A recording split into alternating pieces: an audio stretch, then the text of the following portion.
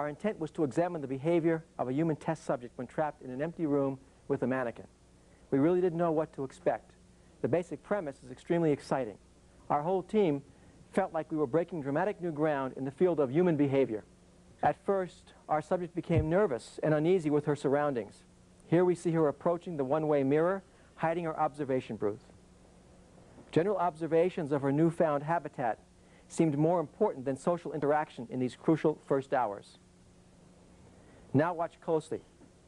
Here we see the subject's first attempts at interacting with the mannequin. She begins by touching and poking the mannequin, and then comes the behavior that surprised our whole team. The subject began to strike up a conversation with the mannequin. We're excited to see what happens as the experiment progresses. By day 4, we really hadn't seen anything new. The subject continued to converse with the mannequin, but the level of interaction didn't proceed beyond that point.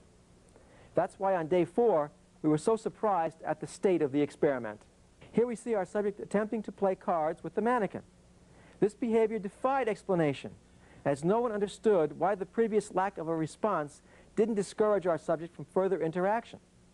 Now watch this. The subject casually approaches the mannequin, quickly exchanges a card in her hand with one in the mannequin's hand, then jumps back to her seat. Apparently, she thought she could fool the mannequin. Now here, exhausted by her tomfoolery and card-playing antics, she seems to have made tea. Apparently, she is under the delusion that the mannequin can somehow drink. Yep, I'd say we're breaking new ground here. On day 11, we were met with the big scare. In this footage, you can see that the subject suspiciously approaches the glass and examines it. For a moment, I thought she was catching on.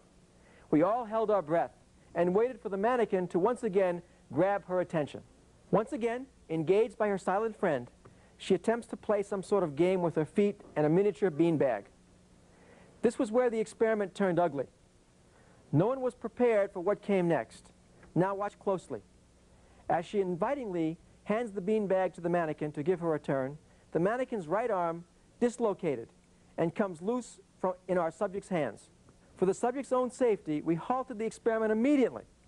I suppose this would be a case where behavioral studies and human rights come into conflict. And it left us with a harrowing picture of the mannequin that lives within us all. I'd say we learned a lot from this experiment. Mainly in future experiments similar to this one must always remember to attach the arms much more securely to the mannequin.